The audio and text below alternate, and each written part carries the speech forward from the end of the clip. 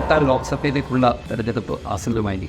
കേരളത്തിലെ 20 പാർലമെന്റ് മണ്ഡലങ്ങളിൽ ആർക്കാണ് വിജയസാധ്യത എന്നുള്ളതിനെപ്പറ്റി നമുക്ക് പഴയകാല കണക്കുകൾ കൂടി ഉദ്ധരിച്ചുകൊണ്ട് കൃത്യമായ ഒരു അവലോകനം നടത്താം. തിരുവനന്തപുരം മുതൽ കാസർഗോഡ് വരെയുള്ള മണ്ഡലങ്ങളിൽ ഓരോ മണ്ഡലങ്ങളുടെയും വിജയസാധ്യത നമുക്ക് പരിശോധിക്കാം. തിരുവനന്തപുരം മണ്ഡലത്തിൽ ശശി തരൂർ സിറ്റിംഗ് MP ആണ്. അദ്ദേഹത്തെ എതിരിടാൻ നരേന്ദ്രമോദി നേരിട്ട് ഏർപ്പെടുത്തിയിരിക്കുന്നത് രാജീവ് ചന്ദ്രശേഖർ എന്ന കേന്ദ്ര IT മന്ത്രിയാണ്. അദ്ദേഹത്തിന്റെ വരവോടുകൂടി ശശി തരൂരിന്റെ സാധ്യതകൾ കുറഞ്ഞോ എന്ന് സംശയിക്കുന്നു ഒരുപാട്. 3ാം സ്ഥാനത്ത് കഴിഞ്ഞ പ്രാവശ്യം LDF ആയിരുന്നെങ്കിൽ ഇപ്രാവശ്യം അവർ വിജയക്കൊടി പാറിക്കുമോ എന്ന് സംശയിച്ചവരും തുടക്കത്തിലുണ്ട്. എന്നാൽ മത്സര ചിത്രം കൂടുതൽ തെളിയുമ്പോൾ തീർച്ചയായും അവിടെ മത്സരം നേരിട്ട് UDFും BJPയും തമ്മിലാണ് എന്നുള്ളൊരു സാഹചര്യമാണ് ഇപ്പോൾ ഉരുത്തിരിയുന്നത്. ഈ മത്സരത്തിൽ ആര് ജയിക്കും എന്നുള്ളത് ഫിനിഷിംഗ് പോയിന്റിൽ മാത്രമേ പറയാൻ പറ്റൂ എന്നുള്ള ഒരു സാഹചര്യമാണ് ഇപ്പോൾ ഉള്ളത്. തീരദേശ മേഖലയിലെ വോട്ടുകൾ വളരെ നിർണായകമായ തിരുവനന്തപുരത്ത് ഇപ്രാവശ്യം തീരദേശ മേഖല എങ്ങനെ ചിന്തിക്കുന്നു എന്നുള്ളത് വളരെ നിർണായകമായ വോട്ടിംഗ് പാറ്റേൺ അനുസരിച്ചിരിക്കും എന്നുള്ളത് കൊണ്ട് തന്നെ അവരുടെ വോട്ടിംഗ് ആണ് ഇപ്രാവശ്യം തിരുവനന്തപുരത്തെ വിജയസാധ്യത തീരുമാനിക്കുന്നത്. അല്ലെങ്കിൽ നമ്മൾ കഴിഞ്ഞ മുൻകാലങ്ങളിലൊക്കെ ആരോപിച്ചിരുന്നത് പോലെ LDF UDFന് വോട്ട് മറിച്ചു വയ്ക്കുക, അല്ലെങ്കിൽ UDF LDFന് വോട്ട് മറിക്കുക, അങ്ങനെയൊക്കെയുള്ള സാഹചര്യങ്ങളില്ലെങ്കിൽ തീർച്ചയായും ഇപ്രാവശ്യം തിരുവനന്തപുരത്ത് വളരെ ടൈറ്റായിട്ടുള്ള കോമ്പറ്റീഷനാണ്. അത്തരം കോമ്പറ്റീഷനിൽ മറ്റ് അഡ്ജസ്റ്റ്മെൻറ്റുകൾ ഒന്നും നടന്നില്ലെങ്കിൽ അവസാനം UDF സ്ഥാനാർത്ഥി ശശി തരൂർ തന്നെ വിജയിക്കും എന്നുള്ളതാണ് എൻ്റെ കണക്കുകളിൽ നിന്നുള്ള അനുമാനം. കഴിഞ്ഞ പ്രാവശ്യം ഏതാണ്ട് 1 ലക്ഷത്തിനടുത്ത് വോട്ടുകളുടെ ഭൂരിപക്ഷം നേടിയ ശശി തരൂരിൻ്റെ അത്രയും വോട്ടുകൾ ഭൂരിപക്ഷം കിട്ടിയില്ലെങ്കിൽ പോലും ഇപ്രാവശ്യവും ശശി തരൂർ തന്നെ UDFന് വേണ്ടി തിരുവനന്തപുരം പിടിക്കും എന്നുള്ള കാര്യത്തിൽ കണക്കുകളുടെ അടിസ്ഥാനത്തിൽ എനിക്ക് സംശയമില്ല. അടുത്ത ലോക്സഭാ മണ്ഡലം ആറ്റിങ്ങലാണ്. ആറ്റിങ്ങലിൽ തിരുവനന്തപുരം പോലെ തന്നെ വളരെ ശക്തമായ ത്രികോണ മത്സരമാണ് ആറ്റിങ്ങലിൽ നടക്കുന്നത്. ആറ്റിങ്ങലിലെ സിറ്റിംഗ് MP അടൂർ പ്രകാശും ഒപ്പം CPMൻ്റെ ജില്ലാ സെക്രട്ടറി കൂടിയായ V ജോയിയും BJPയുടെ കേന്ദ്രമന്ത്രി V മുരളീധരനും തമ്മിലാണ് മത്സരം. കഴിഞ്ഞ പ്രാവശ്യം ഇതേപോലെ തന്നെയുള്ള കടുത്ത മത്സരത്തിൽ വിജയശ്രീലാളിതനായ ശ്രീ അടൂർ പ്രകാശ് തന്നെ ഇപ്രാവശ്യവും വിജയിക്കുമോ എന്നുള്ള കാര്യം UDFകാർക്ക് അവസാന നിമിഷമായപ്പോൾ ചെറിയ സംശയത്തിലേക്കാണ്. തീർച്ചയായും ഏതാണ്ട് 38,000 വോട്ടുകളുടെ ഭൂരിപക്ഷമായിരുന്നു കഴിഞ്ഞ പ്രാവശ്യം അടൂർ പ്രകാശിന് ആ മണ്ഡലത്തിൽ ഉണ്ടായിരുന്നതെങ്കിൽ അത് കഴിഞ്ഞ് നടന്ന നിയമസഭാ തെരഞ്ഞെടുപ്പിൽ ഏതാണ്ട് 1,26,000 പരം വോട്ടുകൾക്ക് LDFൻ്റെ ലീഡുണ്ട്. മികച്ച സംഘടനാ സംവിധാനവും ഉള്ള ആറ്റിങ്ങിലെ CPMൻ്റെ സ്ഥാനാർത്ഥിയായ V ജോയിക്കാണ് ഇപ്രാവശ്യം വിജയസാധ്യത ഞാൻ കാണുന്നത്.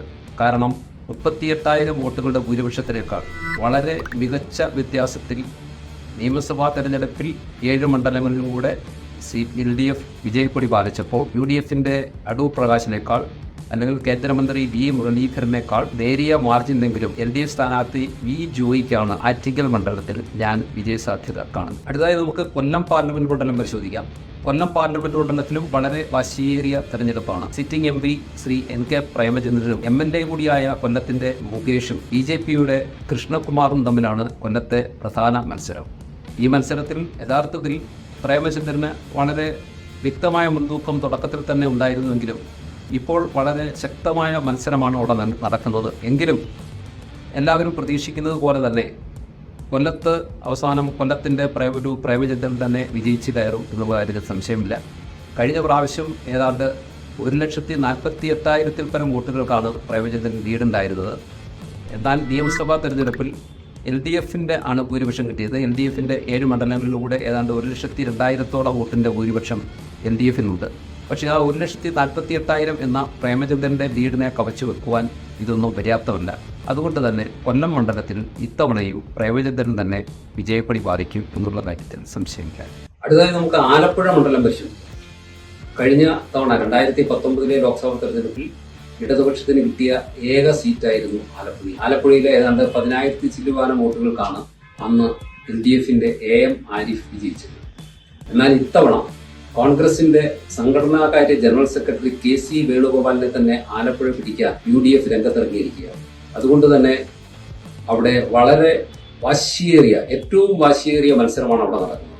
എന്നാൽ ആ വാശിക്ക് കൂടുതൽ കരുത്താർജിക്കാൻ വേണ്ടി BJP രംഗത്തിറക്കിയിരിക്കുന്നത് ശ്രീമതി ശോഭാ സുരേന്ദ്രനെയാണ്. അപ്പോൾ മത്സരം ഏകദേശം ത്രികോണ മത്സരത്തിലേക്ക് ആലപ്പുഴ കടന്നിരിക്കുന്നു. അവിടെ പക്ഷേ കാര്യങ്ങൾ KC വേണുഗോപാലിന് അനുകൂലമായിട്ടുള്ളതാണ് അവസാനത്തെ കണക്കുകൾ സൂചിപ്പിക്കുന്നത്.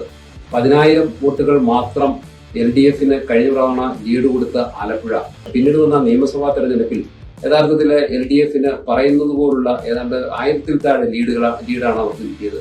അതുകൊണ്ട് തന്നെ അവർക്ക് കണക്കുകൾ വെച്ചിട്ട് LDF-ന് പ്രതീക്ഷയ്ക്ക് വകയില്ല. പിന്നെ SDPI പോലുള്ള ചില സംഘടനകളുടെ സപ്പോർട്ട് ഇപ്രാവശ്യം UDF-നുണ്ട്.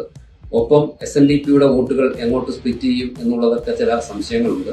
എങ്ങനെയൊക്കെ വന്നാലും KC വേണുഗോപാലിന് അനുകൂലമായി തന്നെ ആലപ്പുഴ ചിന്തിക്കും എന്നുള്ള കാര്യത്തിൽ കണക്കുകൾ വെച്ചിട്ട് എനിക്ക് സംശയമില്ല.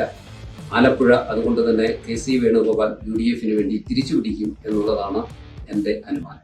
അതായത് നമുക്ക് മലബാർ സൈഡിലുള്ള ഒരു മണ്ഡലം പരിശോധിക്കാം. മലപ്പുറത്തിൻ്റെ സ്ഥിതി എന്താണെന്ന് നമുക്ക് നോക്കാം. അവിടെ ഇപ്പോൾ പൊന്നാനി MP ആയിട്ടുള്ള ET മുഹമ്മദ് ബഷീറാണ് UDF-ൻ്റെ സ്ഥാനാർത്ഥി. LDF-ൻ്റെ സ്ഥാനാർത്ഥി DYFI നേതാവായ അസിഡിഫാണ്. NDAയുടെ സ്ഥാനാർത്ഥിയായി ഡോക്ടർ അബ്ദുൽ സലാമുമാണ് മത്സരിക്കുന്നത്. യഥാർത്ഥത്തിൽ മലപ്പുറം UDF-ന് വളരെയധികം മേൽക്കൈയുള്ള മണ്ഡലമാണ്. കഴിഞ്ഞ തവണയും ഏകദേശം 2,68,000 വോട്ടുകളുടെ ഭൂരിപക്ഷം ഉണ്ടായിരുന്ന മണ്ഡലം 2021 നിയമസഭാ തെരഞ്ഞെടുപ്പിലും UDF-ന് തന്നെയാണ് മേൽക്കൈ. അതുകൊണ്ട് കണക്കുകൾ വെച്ച് പരിശോധിക്കുമ്പോൾ മലപ്പുറം മറ്റൊരു ഇടതുപക്ഷത്തേക്ക് ചായാനുള്ള സാധ്യത വളരെ കുറവാണ്. മലപ്പുറത്ത് ET മുഹമ്മദ് ബഷീർ UDF-ന് വേണ്ടി ആ സീറ്റ് നിലനിർത്തും എന്നുള്ള കാര്യത്തിൽ സംശയമില്ല. അടുത്തതായി നമുക്ക് കേരളത്തിൻ്റെ വടക്കേ അറ്റത്തുള്ള മണ്ഡലമായ കാസർഗോഡ് മണ്ഡലത്തിൻ്റെ സാധ്യതകൾ പരിശോധിക്കാം. അവിടെ മത്സരം സിറ്റിംഗ് MP രാജ്മോഹൻ ഉണ്ണിത്താനും LDF-ൻ്റെ CPM-ൻ്റെ കാസർഗോഡ് ജില്ലാ സെക്രട്ടറി ശ്രീ MV ബാലകൃഷ്ണനും BJP-യുടെ അശ്വിനി മാഡവും തമ്മിലാണ് മത്സരം. ഇതിൽ വളരെ വാശിയേറിയ ഒരു മത്സരത്തിലേക്ക് കാസർഗോഡ് മണ്ഡലം പോയി കഴിഞ്ഞു.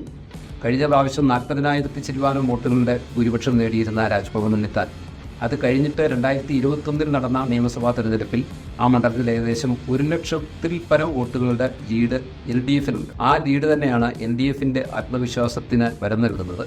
പക്ഷേ രാജ്ഭവൻ ഉണ്ണിത്താൻ കഴിഞ്ഞ 5 വർഷം കൊണ്ട് ആ മണ്ഡലത്തിൽ നേടിയെടുത്ത ജനങ്ങളുടെ വിശ്വാസവും പരസ്പര ധാരണയും തീർച്ചയായും മറികടക്കാൻ MV ബാലകൃഷ്ണൻ എന്ന് പറയുന്ന രാഷ്ട്രീയക്കാരന് പറ്റുമോ എന്നുള്ള കാര്യത്തിൽ സംശയമുണ്ട്. കണക്കുകൾ യഥാർത്ഥത്തിൽ രാജ്ഭവൻ ഉണ്ണിത്താന് പ്രതികൂലമാണെങ്കിലും മറ്റ് സാഹചര്യങ്ങളിൽ രാജ്ഭവൻ ഉണ്ണിത്താന് അനുകൂലമായ ഇരിക്കുന്നതിനാൽ കാസർഗോഡ് ഇപ്രാവശ്യവും UDF-ന് വേണ്ടി രാജ്മോഹൻ ഉണ്ണിത്താൻ വിജയിക്കും എന്നാണ് എൻ്റെ നിഗമനം. അടുത്തതായി നമുക്ക് വയനാടിൻ്റെ സ്ഥിതി പരിശോധിക്കാം. വയനാട് യഥാർത്ഥത്തിൽ അത്ര കനത്ത മത്സരം എന്ന് നമുക്ക് പറയാൻ പറ്റില്ല. പക്ഷേ BJP ഇന്ത്യയിലെ മുഴുവൻ BJP-ക്കാരും ഉറ്റുനോക്കുന്ന ഒരു മണ്ഡലമാണ് വയനാട്. കാരണം രാഹുൽ ഗാന്ധി അവിടെ സ്ഥാനാർത്ഥിയാണ് എന്നുള്ളത് തന്നെ. കഴിഞ്ഞ പ്രാവശ്യം വേണ്ട 4,30,000 വോട്ടുകളുടെ ഭൂരിപക്ഷം നേടിയ രാഹുൽ ഗാന്ധിക്ക് അത്രയും ഭൂരിപക്ഷം ഇപ്രാവശ്യം നിലനിർത്താനാകുമോ എന്നുള്ള കാര്യത്തിൽ മാത്രമാണ് അവിടെ ഒരു മത്സരമുള്ളത്. യഥാർത്ഥത്തിൽ BJP-യുടെ സംസ്ഥാന പ്രസിഡന്റ് K. സുരേന്ദ്രനെയാണ് BJP-ക്ക് വേണ്ടി NDAയ്ക്ക് വേണ്ടി അവിടെ മത്സരിക്കുന്നത്. അപ്പോൾ K. സുരേന്ദ്രൻ കഴിഞ്ഞ പ്രാവശ്യം തുഷാർ വെള്ളാപ്പള്ളി നേടിയ ഏതാണ്ട് 80,000-അടുത്തുള്ള വോട്ടുകളിനേക്കാൾ എത്രമാത്രം കൂടുതൽ പിടിക്കും എന്നുള്ളത് മാത്രമാണ് BJP-ക്കാർക്ക് കേരളത്തിലെ BJP-ക്കാർക്കുള്ള കൗതുകം. രാഹുൽ ഗാന്ധി അവിടെ ഇപ്പോൾ തന്നെ വിജയിച്ചിരിക്കുന്ന ഒരു സ്ഥാനാർത്ഥിയാണ്. അതുകൊണ്ട് LDF-ൻ്റെ ആനി രാജയെക്കാളും വളരെ മികച്ച രീതിയിൽ ഏതാണ്ട് 4 ലക്ഷം അടുപ്പിച്ച് ഭൂരിപക്ഷത്തിന് തന്നെ ഇപ്രാവശ്യവും കണക്കുകളുടെ വെളിച്ചത്തിൽ നമുക്ക് കൃത്യമായി പ്രവചിക്കാൻ പറ്റുന്ന ഒരു മണ്ഡലം കേരളത്തിലെ വയനാടാണ്. അവിടെ UDF-ന് വേണ്ടി രാഹുൽ ഗാന്ധി തീർച്ചയായും ആ സീറ്റ് നിലനിർത്തും. ഇപ്പോൾ നമ്മൾ 7 മണ്ഡലങ്ങളുടെ സ്ഥിതി പരിശോധിച്ചു. തിരുവനന്തപുരം, കൊല്ലം, ആറ്റിങ്ങൽ, ആലപ്പുഴ, മലപ്പുറം, കാസർഗോഡ്, വയനാട് 7 മണ്ഡലങ്ങളിൽ എൻ്റെ നിഗമനപ്രകാരം കണക്കുകളുടെ അടിസ്ഥാനത്തിൽ 6 മണ്ഡലങ്ങൾ UDF-ന് അനുകൂലമാണ്. 1 മണ്ഡലം മാത്രമാണ് LDF-ന് അനുകൂലമായി കാണുന്നത്. അപ്പോൾ 7 മണ്ഡലങ്ങളുടെ ടാലി 6 UDF, 1 LDF. LDF-നുള്ളത് ആറ്റിങ്ങലാണ്. മറ്റ് 7 മണ്ഡലങ്ങളുടെ സാധ്യതകളുമായി നാളെ നമുക്ക് വീണ്ടും കാണാം.